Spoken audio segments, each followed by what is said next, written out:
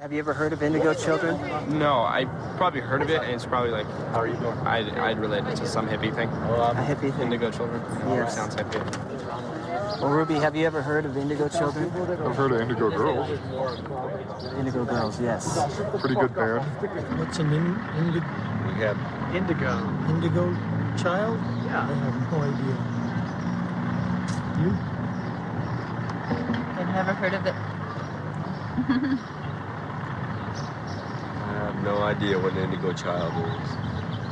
I see kind of like more of an awareness among younger people, depending on where they're from, where they come from, their backgrounds mainly.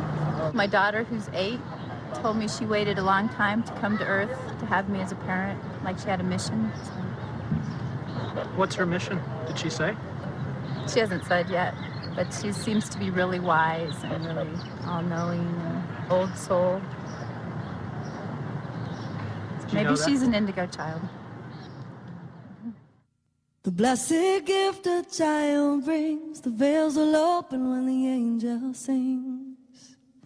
The blessed gift a child brings, the veils will open when the angel sings. And the arms of the earth are open wide, receiving the blessing from inside. The womb of the earth, miracle of birth. Womb of the earth, miracle of birth. Brought here from the earth and sky, an angel of light come here to try to remind us of the simple bliss that lies within our mother's kiss. And the arms of the earth are open wide, receiving the blessing from inside. The womb of the earth, miracle of birth. Womb of the earth, miracle of birth. The womb of the earth, miracle of birth. The womb of the earth, miracle of birth. To me, the definition of an indigo is someone who's highly sensitive with a warrior personality. A warrior personality means it's someone who's here to lead and to take charge. For a long time now, since the 70s, 80s, clairvoyants and psychics have been able to see the color indigo in the biofields, the auric fields, of mainly children. Why children?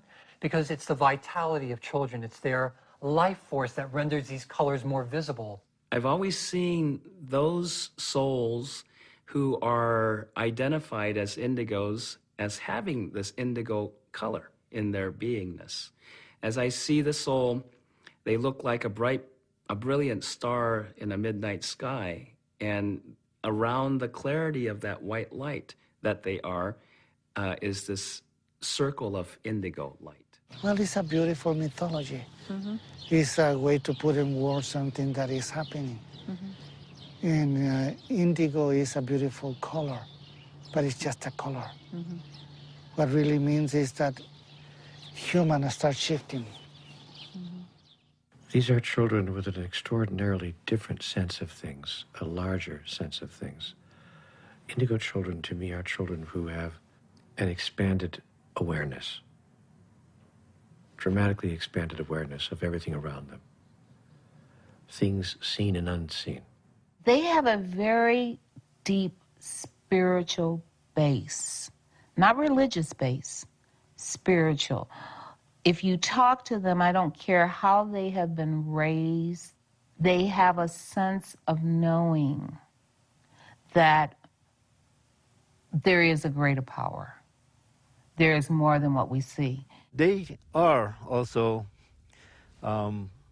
great healers. You know, they have the purest heart that you could find. I've dealt with a lot of them, and that's what I found them to be. 人間は神の子でありますから、神の摂理、神の教えを忘れないで、いるあるいは生まれてきた子供たち。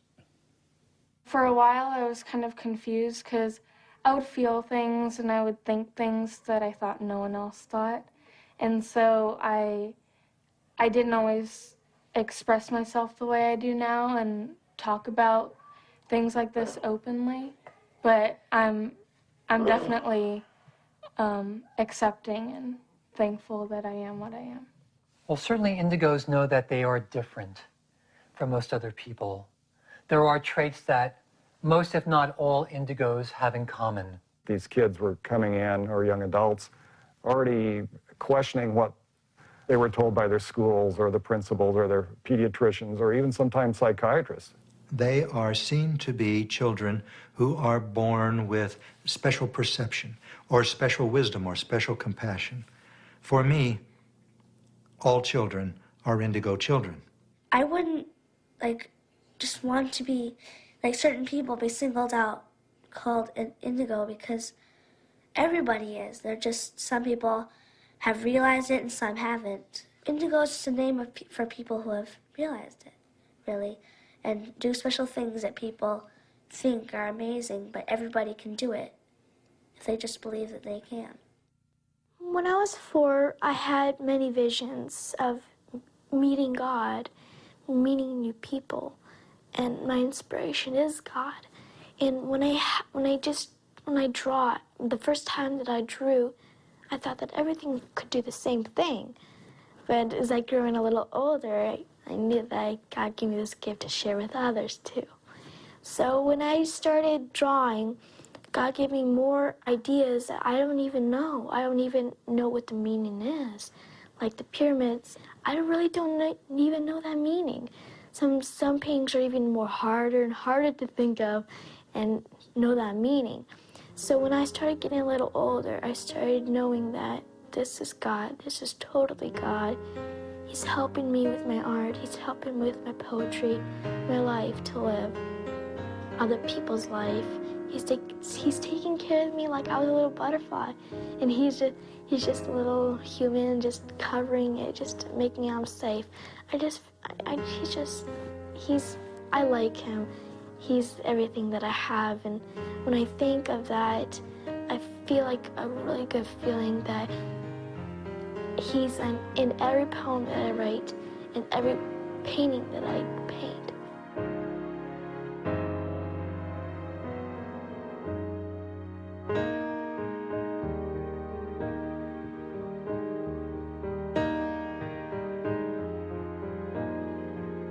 Each time when I paint the eyes, I like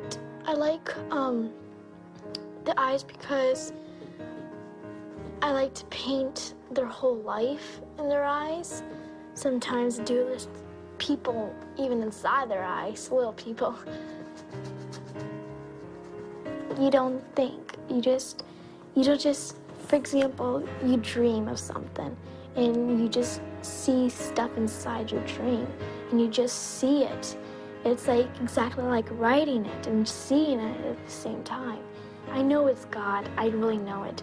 And sometimes I just feel like, God gave me this gift to me, why not others?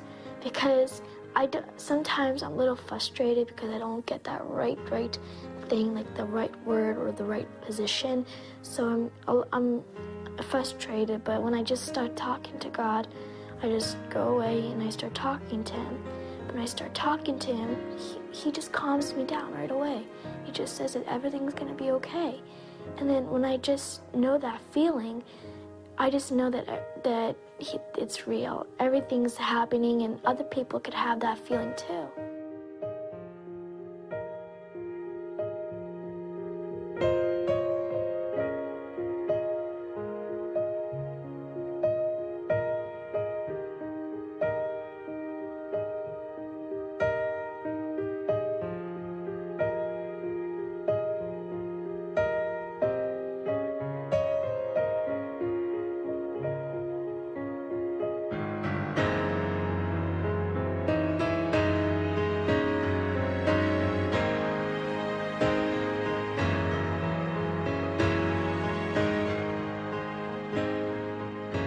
I started having this feeling of writing something down about the painting that I was sketching. So I was thinking of something, but I didn't need to think. I was just writing effortlessly. And when I started writing and I showed it to my mom, she says, what is these words coming from? And I said, it's from God. Then I just showed, I used to go to school at that time, so I showed it to my art class. It's like show and tell, and all the students were like this, oh my gosh, did you write that? And I thought everybody could write the same thing as I. But when I started getting a little older, I understood that God gave me this gift to share with others, to teach others what He gave me. The day I was born, I met myself. The day I was born, I met my young mother. The day I was born, I met Christ sleeping in my cradle. It's not the indigo children, it's not the crystal children or the rainbow children, it's the children of today. So when you start to categorize, we are again putting labels on something. We're a society that loves labels, and it wants to compartmentalize, and humans kind of do it by nature. We like to put things into their place and have everything have its little perfect place where it's supposed to be. But in the process of saying that there's a separate phenomenon of indigos, indigo children, or crystal children, or whatever it happens to be, we forget that every human being that's brought on this planet has a gift. They're all gifted. We're all gifted. We all have something special about us. I would try not to use any terminology whatsoever. I would try very, very much not to do any labeling. But since this is a world that uses verbal communication, I would try to use as few words as possible. I would use the one word, developed. They have a development that is different than other people, other individuals. Say you're an indigo, and somebody comes up to you and asks you a question of something. Say it's your mom or dad, they come up to you, ask you something, or your friends or anything.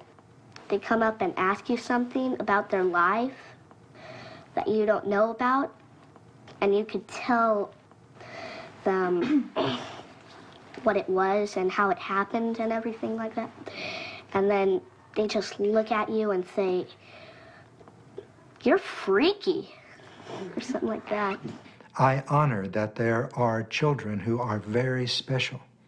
However, I have not met one yet that is not or does not have the capability of becoming very special. I'd like to believe that our whole society, our whole world, is evolving together. Some may be a little faster than others, but hopefully everyone is evolving together as human beings. I think the dangers of labeling indigo children as one thing or another is that we'll start believing the labels, and we will sidestep the authentic experience that's right in front of us, or we will adjust our experience of what's actually going on in order to fit it into our preconceived notion of what the label suggests it ought to be. Putting the label indigo, on somebody kind of is almost, or was for me, almost intimidating to live up to. Because, you hear all this stuff like, wow, so if I'm indigo, does that mean I can never wake up and have a bad morning? Does that mean I can never, never have it get into a bad mood? Mm-hmm. So I think the label might be a little limiting sometimes, but once I realize, wait a second, we're just kids who want to make the world a better place. One day, we will do away with the labels and we will just call them children. We will call them humans. But for now, I think it is important to have labels, because if we don't label them, other people will. They're already being labeled. They're being labeled dyslexic, autistic, disruptive, troublesome, ADHD, ADD, problem children. And I think that if we don't create a different kind of label for them, then mainstream society will. When Joshua was about 3, we'd just arrived in New Zealand, and we were on a bit of a road trip around, looking around the country. He and I were driving around one day I think we were looking for a beach to go skip stones on or something, and we were just quiet. I was sort of drifting along, not really saying anything, and all of a sudden, just out of the blue, Joshy said, "Hey, Dad, who was Michelangelo?" And I just kind of thought about it for a sec. I said, "Well, he was an artist, buddy." And he thought about it for a minute, and he said, oh yeah. He painted the sky, didn't he?" And I thought about it for a second. I said, well, yeah, he did. He painted the sky in big churches and things. And he said, I said, why? He said, I said, why did you know him or something? And he said, yeah, I knew him. He was a good man.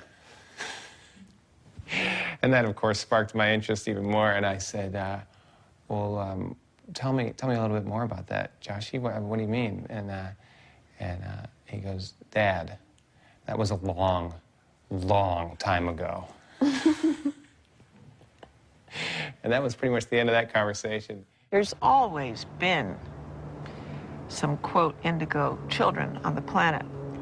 Always, since the beginning of time. It's just that what's happening now is that there's masses of children being born who are, in fact, enlightened. The last time the indigos were incarnate on the planet in the numbers they are now was probably in the 12th, 13th centuries.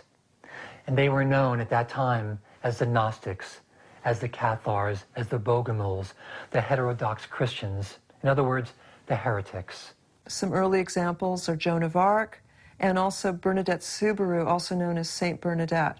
These were strong-willed, very tuned-in young people who changed the world. Here you have, on the one hand, these kids that are incredibly gifted. Some were remembering their lives before they were even born, you know, before they were even in utero. There were so many stories I was hearing of one child who actually told her mummy that before she was born, before she was even in her mummy's tummy, she used to watch her mummy. And she actually described several things that her mother had done, so that her mother knew that she was telling the truth, because how could the child know? And she was waiting for the moment to come in, and she said, I chose you. I chose to come into your tummy. My kids and I were making Valentines for their classroom, and my Leia was sitting on my lap, and my two oldest children were at the kitchen table with us, and my Leia was just looking up into my eyes. And then all of a sudden she noticed her reflection, and she says, wow, Mama, I can see myself in your eyes. And I said, yes, honey, I can see myself in your eyes. I said, isn't that beautiful? We can see ourselves in each other. And she smiled. She said, yes, just like I was Grandma Marlene. And I then said, well, tell me a little bit about that. And she said, well, my body got very sick. I was very, very sick. And she said, and the doctors tried to help me, but my body was way too sick. So she said, my body died. And she said, and then my body got colder and colder and colder. And when she said this, there was such an intensity to which she said it. And her body, my mother's body, was put on ice for 3 days. So then my Leia says, and then the two men came to the house, which two men did. And she said, and they put my body into a box, which they indeed did. And then they took my body to a place that had a big oven. And she said, and my body was burnt. And she said, and my spirit went up with the angels. She said, but I wasn't an angel. I just was with the angels watching you guys, watching all of you. She said, and then I was a baby, and now I'm my Leia. She seems to be overcome by the clarity of her experience. She then says, I'm scared. And I just know intuitively that I need to sing this song, although it's not something I commonly sing to my kids. I started singing He's Got the Whole World in His Hands. And Angelina also joined me, and within a few words of the song, my Leia then grabs my cheeks fiercely and looks me right in the eyes and says, that was the song. And when she said that, I had instant memory of the song that my mother actually wrote into her will to be sung on the boat when we were pouring her ashes into the Atlantic Ocean. She wanted all her family members, all ages, all different belief systems, to all have absolute knowing, as she did, that regardless of the outcome of her physical healing, whether she had it or not, that her soul was infinitely in God's hands, and she trusted in that impeccably. And when I sang that song to her, she smiled, because that truly gave her comfort in that moment. That was the song that was her keynote to remind her of her soul being in God's hands. He's got you, my Leia. In his hands, he's got you, my Leia. In his hands, he's got you, my Leia. In his hands, he's got the whole world in his hands. There are some indigos who are streaming into the planet to bring the sword, of will, the sword of power, to cut through the old paradigm and slice through the illusion. There are some who are bringing in the gentle compassion. There are some who are bringing in the new language of light and sound. So that's where the music comes in. That's where the heart communications come in. And if we can quiet our minds enough, we find that clear communication can come through on a heart level. So myself and many others, I feel, are here to bring the new language, and we just need the new ears to hear. I'm grateful, because to walk the path of light isn't easy, but now I see it so clearly. You came into my life, and now I know that you always been there. Now I just want to say that I love you. Yes, I love you. I came from kind of a dysfunctional family. My parents got divorced when I was 5 years old. So right away it was clear to me that the outside world was not a place I could find stability in or comfort in, even at times. So what that forced me to do in a way was go within myself and find that within myself, and that was my personal path.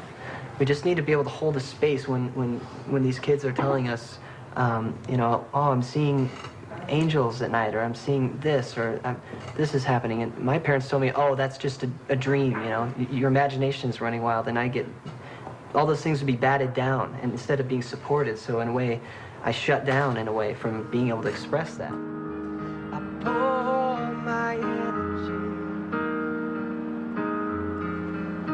into this cup for you.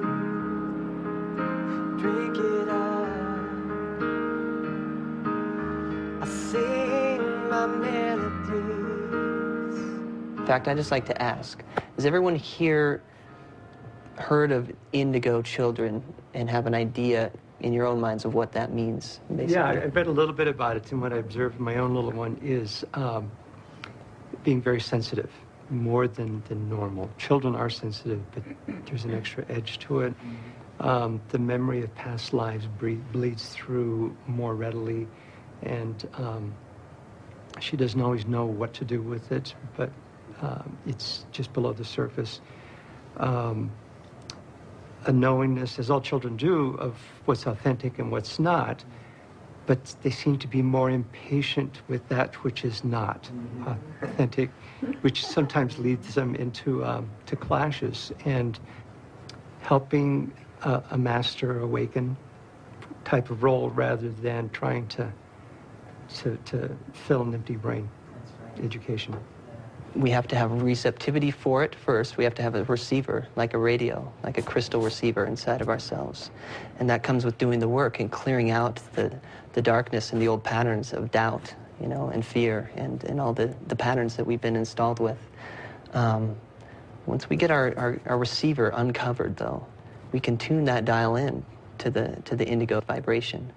And it's a very incredible process, and to see this happening all over the planet, in these little pockets, but more and more it's becoming a web. We are the ones we've been waiting for. We're everything that you need. It's time to walk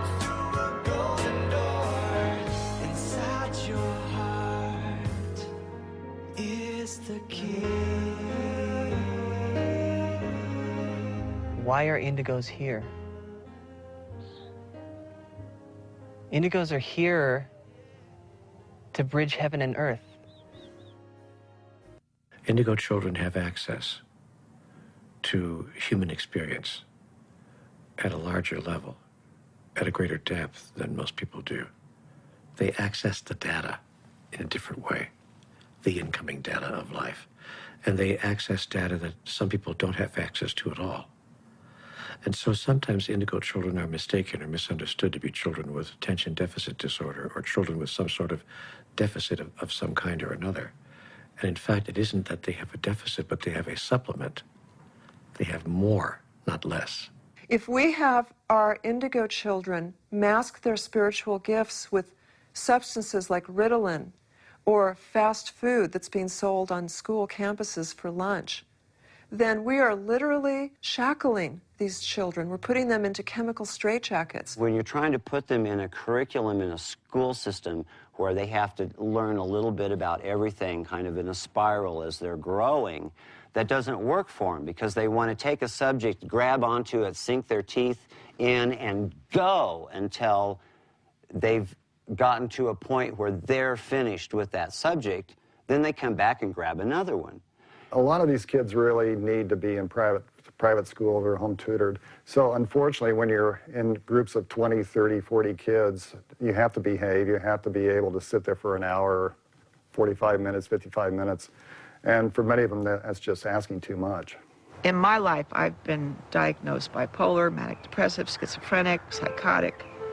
But I had one doctor who, after I had my, quote, breakdown, tried to jump off some buildings and whatnot, he said to me, Miss Kirkland, they're going to probably tell you never to be an actress again, that you're too emotional, you're too this, you're too that.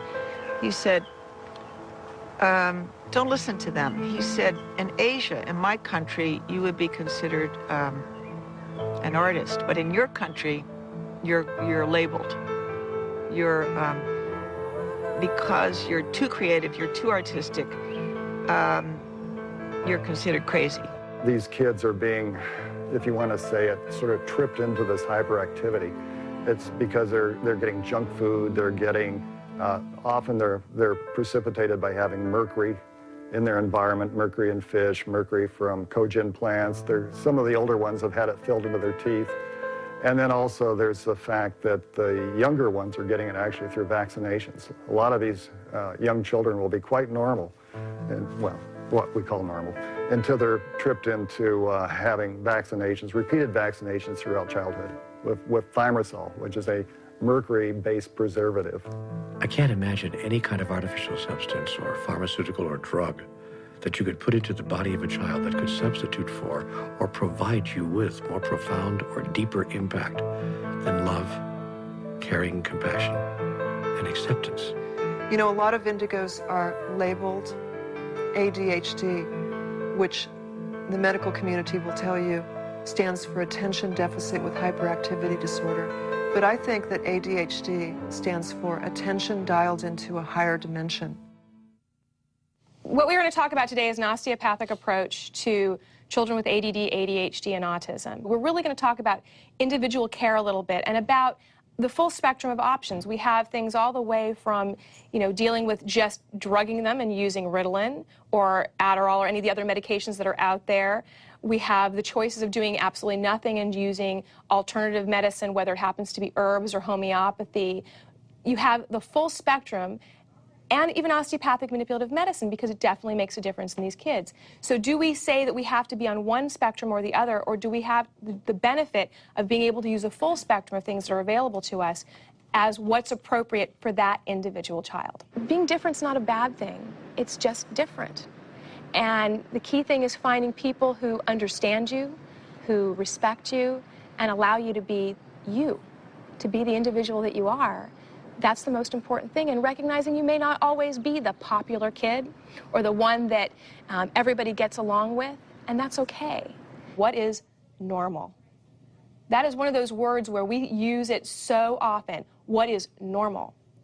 And that's different from every physician you talk to, every parent you talk to, every individual you talk to. So we have a hard time when we say, well, this kid's not normal. Well, what is your classification of normal, right? So as we start to approach these children, the things that I'm finding universally are that they're often very, very bright. Have you guys seen the same thing? Absolutely. Right. Some of the smartest kids you've ever seen. Anyone who's gifted and talented and has a passion for the world and a passion for making everything a better place, what an amazing, amazing thing that we want to actually continue to help promote these kids in feeling that it's okay to feel maybe that they're special. I think everybody's special. And when you recognize that whatever their special thing is, to help them further it so that they have a chance to blossom and become the most amazing individual, most amazing human being that they can be, that benefits the entire world in a positive way, then fine, use the label indigo. Makes no difference to me. But recognize that every child needs to have that love and that compassion and that patience to help them really expand to be the most incredible human being they can be. And the storm clouds are lifting from the footsteps of yesterday's dreams, and I know. Since 1992, according to data taken from the CDC, from the school districts around the country sending in data, autism, the incidence of autism has risen 800%. And every year it's raising about an average of 20%. And that's in relation to just overall, all other developmental disabilities are still at about 1 to 3%. Autism keeps increasing, and it's probably not going to get any less. So there's a reason they're coming here. What we find in some of the younger, highly sensitive children is a difference in communication abilities. Many of them seem to communicate mind to mind, or what science calls telepathically, with their parents. And it doesn't seem like it causes a problem until later on in life, when the parent feels embarrassed that in social situations the child's not speaking verbally, or at school, of course. And so the diagnosis that these young, highly sensitive children are receiving is autism, or in some cases Asperger's syndrome. And the autistic spectrum is very broad. It goes all the way from a child who doesn't enunciate clearly, all the way to a child who seems to be in their own little world. Hey.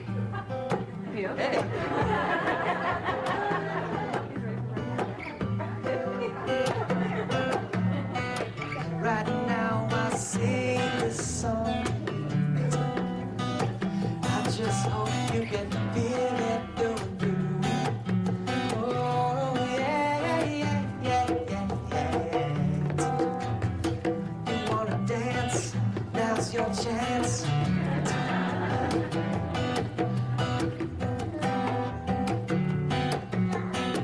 Get down, get down. Like James Brown, he's feeling low. I see his glow of godlight burning bright in this moment.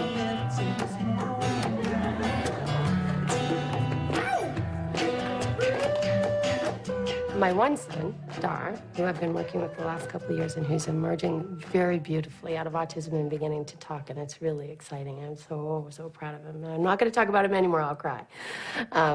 Tears of joy. But he has a lot of sounds he likes to make.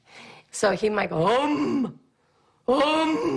right? And so then I'll go, is that for mum? And and I go, mum. And then the next thing you know, it builds from to mom to you're singing a song. Sounds like God to me.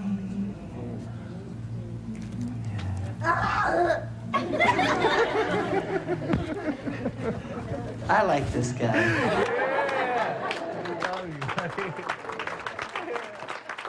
We start to communicate in a silent way underneath this game. you start to connect. It's no different than if I connect with you and we do any kind of conversing or any kind of being together, like maybe driving in a car and we both see the same beautiful thing and we're connected.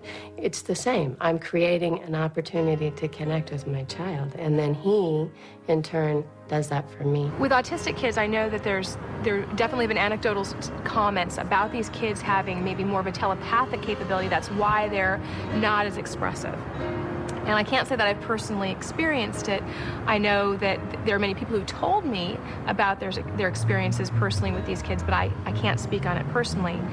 But again, you know, we talk about that extrasensory perception that, you know, we still don't use a significant portion of our brains. And you have to wonder whether something like that isn't possible. I'm gonna make a little confession here. Okay, so at this time I was married, and I was a little fed up with my husband, I must say. I was standing there doing the dishes, and Dar's the only one not in school at the time, and he's over to the side, kind of, you know, doing his own thing. He does a lot of this, you know, you're kind of going like that, and looking into the world within. And I'm doing the dishes, and I'm imagining having an affair on my husband, because I met this guy that I thought was kind of cute. And I'm like thinking the thought, maybe I'll just have an affair. And as loud as can be, inside my head I hear, no. But the weird part was, it wasn't like, you know, when you think the thought no to yourself, or no, I'm not going to do that. It wasn't like that at all. Not only was it a voice, but it was a voice that I recognized as Dar's, which is believable because I'd heard him speak occasionally.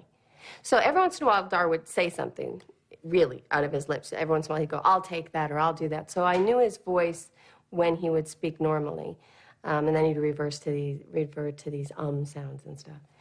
And so I heard this no in my head, and I look over at him, and he's looking at me, and he goes, no, no, no, no, no, no, no.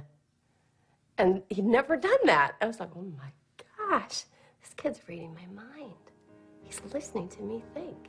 You know, if we see indigo children or the way they express themselves as a nuisance or a bother or something that's difficult to deal with, then we're going to treat it one way. If we see it as an enormous gift, an opportunity to gain insight into life itself through these children as a channel to access the information that we can't access by our own devices, we will treat it in an entirely different way. The children look up to you, and you're definitely their role model. And just let the kid be a kid. I mean, if it gets out of control, yeah, but just be patient and let them be themselves. Many indigos are in trouble right now because of their intuitive ability, that they're picking up things that other people don't pick up on, and if this is not acknowledged and accepted, they begin to self-medicate. Drugs, alcohol are ways that they use to self-medicate. So the parent must learn how to communicate and also make sure that they have taken enough training to know how to communicate well. It's really okay as a parent to not know the answer. It's really okay to say, hey, I really love my kids, but you know, I wanted to have a different life. Or it's really okay to say, my child's pretty strange, and I don't know what to do with that. All of that's okay. But there has to be something afterwards if you want to be nurturing to your child. And I think then the next step is to say, I don't know, but I'm going to find out. If there was one gift that a parent could give a child that would have lasting value and lifelong effect and impact, I think it would be the parent's presence. And by that I don't mean the number of hours or the number of days each week that you're there with your child, but that when you are there with your child, if it's only for 10 or 15 or 20 minutes, you are completely, totally, and utterly present and open to the authentic experience of that moment. If you don't start with you, you're just going to pass this problem down to your child. So you've got to find a way to get rid of all that out of you so that when you look at your child, you see gorgeous. You know, and there's lots of ways to do that. I mean, you can do it through books and meditation, but basically you have to say, every time I feel like my child is a problem, I have to go to me and say, why do I see that as a problem, and fix that. That the soul of this child is wise and mature, sometimes even beyond yours. At the same time, this mature and wise soul, and very capable soul, is trying to incarnate into this child body mind. So don't forget that the child has to be raised and the great soul has to be respected. Children have an answer. Together we will stand. Like a mother we are held by the one. Like a mother we are held by the one. When I had Alexa and Natalie, and they were extremely, different than other kids, I, as a parent, listened to my gut, and so I channeled their talent from a very young age and got them performing and doing what they love, like their music has always been their life. They could handle a million things. They could get really good grades, and they could perform all the time and write music and do instruments and be on dance teams. Wake up, you know. What are you doing? What are you living for if you're not following your dreams? You know, you have people that love to paint, but they decide to be a car wash person. You know what I mean? I think it's really about, if you are true to yourself, then you can be true to other people, and you can really live your gift, and that way there's more harmony on earth and everything's more in sync. Really, music is what I want to do, but, you know, it's like what my sister said, I'm living two different lives. You know, I kind of hide myself when I'm here in Utah because what can I do, you know? I play music at home and I do that stuff, but when I go to school, it's just kind of, okay, back to the other half of Natalie. Nay, nay, nay. You'll almost think A to E. Nay, nay, nay, nay, because you go nay, nay, nay. It pulls out and gets too yelly. And that's what your brain wants to do, but don't let it do that. So nay, nay, nay. So it still sounds like nay, but you're thinking kind of E, because that keeps it small enough that it keeps you going there and you get that split thing that you're feeling. Nay, nay again. My definition is someone who comes to the world with a knowing, with a gift, and they have a purpose to help the world in any way, and mine and Alexa's is music. You wanna know me? You gotta know that magic is real. You wanna feel me? You gotta feel your heart and let yourself be. I just wanna share what's coming through right now. And we're gonna sing it to the world somehow. Yeah, the go is something that's inside yourself. The crystal child will be born through the belly of man. Yeah, the go is something that we all can. Well, I know it's music. Alexa and I, we put our feelings into music, and we relate to music so much, and, you know, it's what we do 24/7, and it's just, we know that, you know, it's just something we know. Other than singing, Natalie and I do dancing, acting, gymnastics. We used to play soccer, and, you know, we've done almost everything you can think of. And I think it's good for us because it's let us, you know, branch out, not just always do singing. And that way we learned that's why we love singing, is because we've done all the things, we've tried everything pretty much, and singing's our favorite thing. And so I think it's good. And we're gonna sing it to the world somehow. Yeah, the go is something that's inside yourself. The crystal child will be born through the belly of man. Yeah, the go is something that we all can be.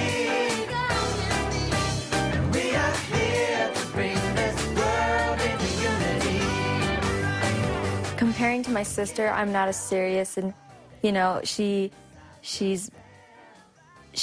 puts all her time and effort into music when I'm more separated. I love music and that's what I do, but, you know, I like to be happy and you know, she's kind of just more serious and, you know, kind of the older soul. My advice to people who are kind of like Natalie and I would be to not deny who you are, to not try to pretend that you're regular, you know, because you're not. And every day you're going to remind yourself that by feeling the same, not fitting in and stuff. The reason why I wrote this song, Live Like It's Your Last Day, is to, like, I sing it every day. It's like to kind of keep reminding myself that, you know, if today was my last day, would I want to spend it being negative and being down and hating myself? No, you know, you want to be fun and upbeat and do things you'd never do because you never know when it's going to be your last day. Breath and I love as if my heart won't break and dance as though by myself. Gotta do the beat. Today I don't care what you think, I am gonna live for me, and that won't ever change. Today could be my last day. I mean, children are getting bombarded with just stuff that they don't even need to see or hear or feel. I mean, I think things are so upside down, at least in this country where we're at, with what we're teaching them. You know, you're going to go into a public school and teach somebody lies about a fictional character in history, and you're not going to teach them how to deal with crisis in their life mentally, or teach them how to eat correctly, organically, or teach them how to farm, or teach them about meditation and slowing down their heart rate in a struggle. What's up with school? I mean, you know. Unfortunately, our country does not put in the amount of money into our school systems that needs to be there to really financially support all the educators and the school systems and, you know, all these phenomenal people trying their best, working in this system that's just failing. My book, Be Here Now, is now the rage in high schools. So that's certainly some mark, you know. It tickles their consciousness. What schools need to do is not concern themselves so much with memorization of data, but with pulling from the inside of the child the wisdom that resides there quite naturally. According to the definition, and if we look at the definition of education coming from the Greek definition of edukos, it is the pulling forward of wisdom from within.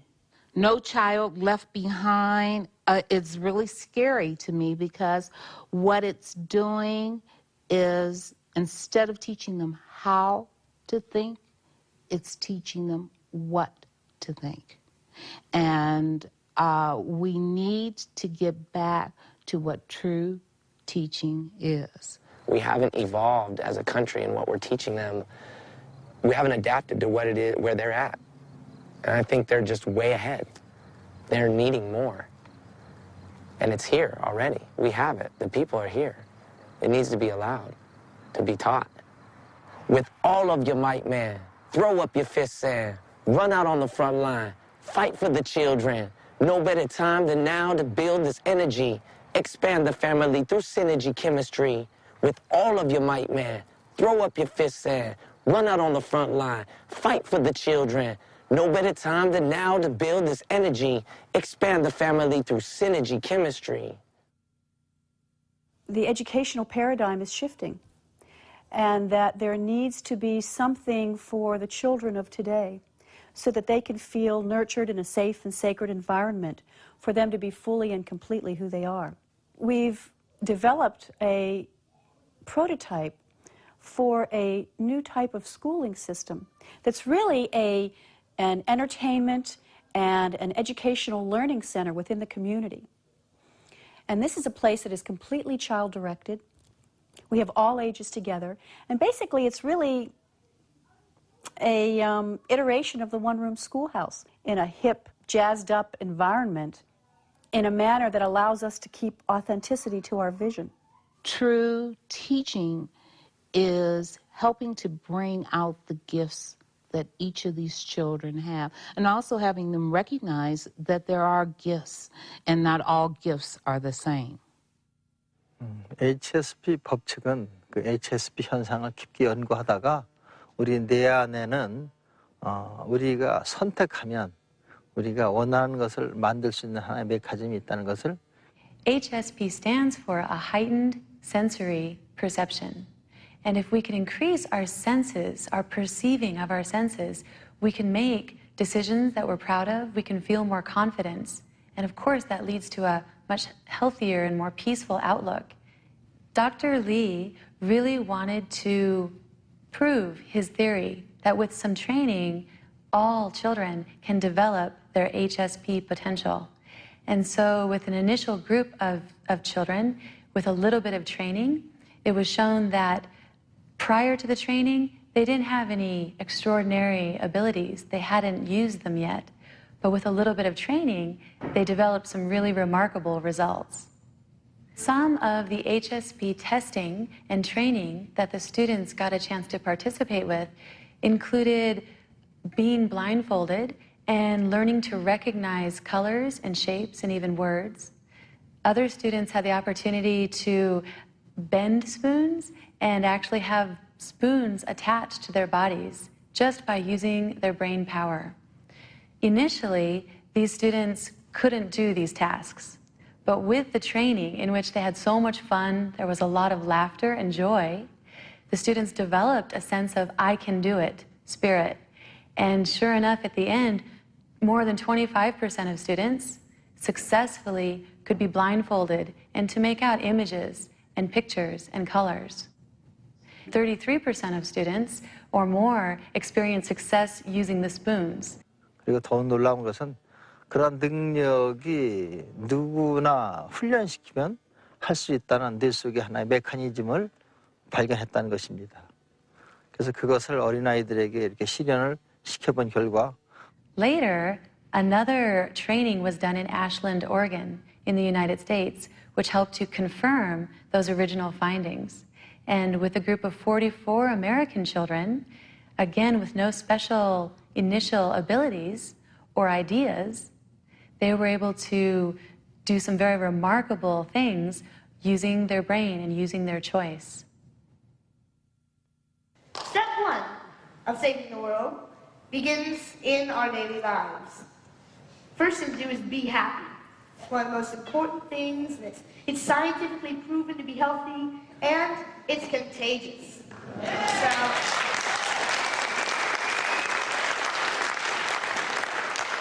So if you're happy and you're in a public area, and you get my meaning, don't you? I would consider myself to be a peacemaker. I'd say that, you know, I've got a lot of ideas in my head about peace that I think sometimes I feel like are almost common sense to me, but might not be to, you know, the rest of the world. As far as our Western civilization goes, yeah, we have been thinking about ourselves and what we're doing right now. I know that the Native American tribes, way back when, were into, you know, whatever, this action affects the next 7 generations, and we need to watch, you know, what would happen if we do carry out this action. So they had it right. We just need to figure out what they're talking about now. If I could say one thing to the leaders of the world, it would be that we're all working towards one goal, which is peace. There's no people who are working against peace in the world, I believe. Stand up for what you believe in. Yes.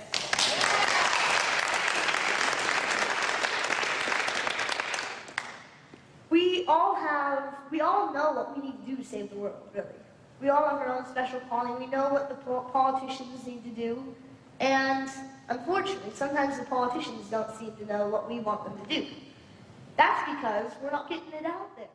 And I thought, wow, you know, I've always wanted to do something to save the world, but I couldn't think of anything to do up until that point, really.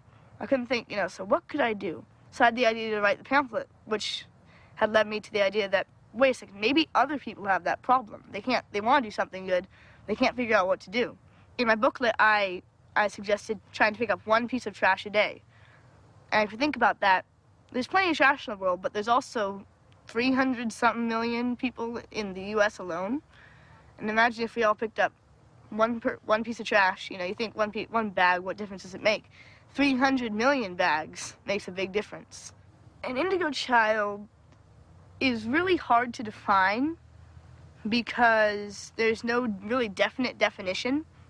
But, in a phrase, I think it would be, somebody who who has ideas about how they can make the world a better place.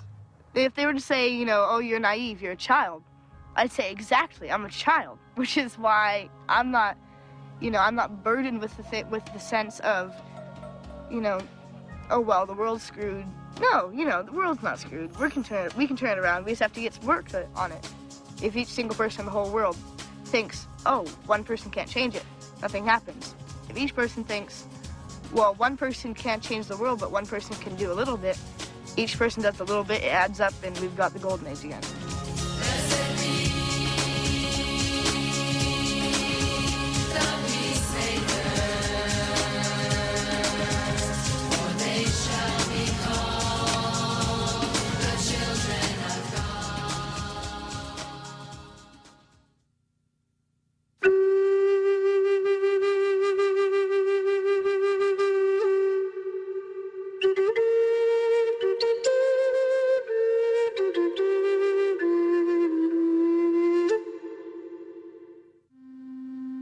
Indigos in the Native community is very much a phenomenon, but because of the history of what the white people have done with special Native American children, generally what happened was that if a Native American child was deemed as being special, that child was then taken away from the parents and then put in white schools. So there are definitely indigos among the Native Americans. The children of our culture as well as other children in the world are very important to us because I see a lot of the children that are very smart, and the children are wanting attention, they want to learn, and the children all over the world are teaching our generation and the generation before me the importance of why they are here, and we need to listen to the children. If we don't begin to heal, there is not going to be no future for our children. It is something that has been foretold to us by our ancestors, our elders, that if we don't wake up and start to work among ourselves in a harmonious way, that our life as Hopi will cease to exist. And therefore our philosophy that what we do here on Hopi for all mankind, for all human beings, for all living things will cease to exist also. But it's all of us, not only as parents, but people throughout the world coming together, unifying and bonding together will make us become balanced again. We are all human, and we are all very important, especially to Mother Earth. Masao is our creator, and that's who we have to respect. And if we don't, it will turn around and probably discipline us. And the reason why I say that, you look at all these hurricanes, earthquakes, especially in the United States. Again, my grandfather told me that if we misuse our Mother Earth, if we get greedy using Mother Earth, then our Creator will come back to try to remind us to not be greedy of our land, water, whatever it may be. You know, in our Hopi culture, prophecy says that we're going to live in what they call 고양이까지, and that means a crazy world or craziness. And right now, the world is so out of balance that it is very hard as a parent myself to try to instill that within my kids, because right here on Hopi, we're so out of balance ourselves. It's a sickness that we need to wake up from. I know that people say that when you're trying to teach kids, baby, they say that statement that means, oh well, but we can't say oh well, because there is still hope. We can change it. We have to change it as a people, as a whole. The people need to come back to how we are supposed to be as Hopis, and that's what I see. And I know that the kids really do want that. They really do want to know who they are as Hopi kids. When we're guiding them to be the leaders of tomorrow, we need to give them the truth. We cannot make stories about what their life should be, but give them everything. Give them the truth.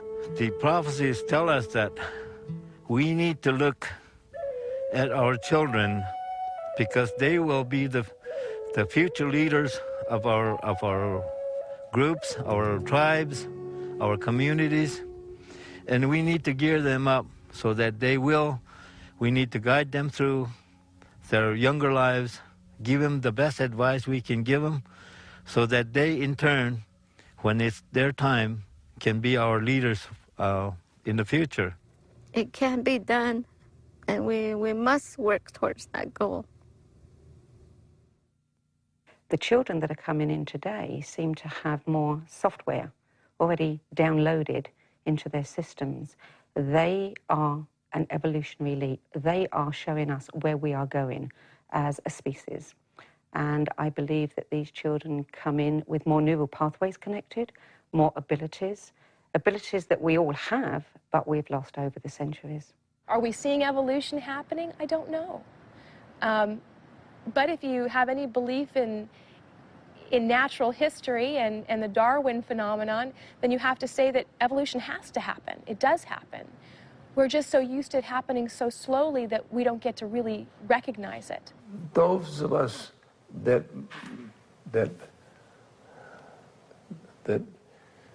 made a big investment in the culture and tried to shift consciousness. We want the children to be that way. Because otherwise our actions aren't justified. We are in the midst of an unprecedented, huge transformation in human consciousness. And this transformation in human consciousness is reshaping the human experience. It is reshaping it for millions of individuals, and within, in my opinion, just a few generations, it will have reshaped the entirety of the human experience. And so it is creating children who are being born with this new expanded perception, and it is expanding the perception of those of us who are already walking upon this earth. We're watching humans evolve. Just like we've evolved to now having opposable thumbs, we're witnessing the human species evolve into becoming a telepathic creature. Then we can call it any name we really want to. But it's a phenomenon that is real, it is happening, and I really believe that is because technology and science are changing very fast. この世の中で一番大事なものというものは方程式でも何でもない方程式でも何て言うんだろうな難しいそういう説理でも何でもないんだということです。結果的にその一人一人のしかも集合的な市民の、心意識というものが反映されてそれが全ての生命現象を作っているんだよという。We are pioneers of a new humanity. That doesn't mean that we're better. or that we ever will be better. It's impossible to be better. From the perception of the universe, you cannot be less valuable than anyone else or anything else, and you cannot be more valuable. All is precious. They are our future, and they're here to simply help usher in a new golden age, where love will triumph over fear and awareness will triumph over ignorance. Walking through the pop universe, my fingers rattle the hourglass aisles. As the time sings in the crossroad of hope, I'm a brush painting for miles. Every letter of the names I sit on just hangs on the family space tree. Which knowledge lock should I pick as Providence chisels a galaxy key? Balancing myself on just one finger, at first I thought that everything was white. From universe to universe, I jump alone just to find out I'm still a child.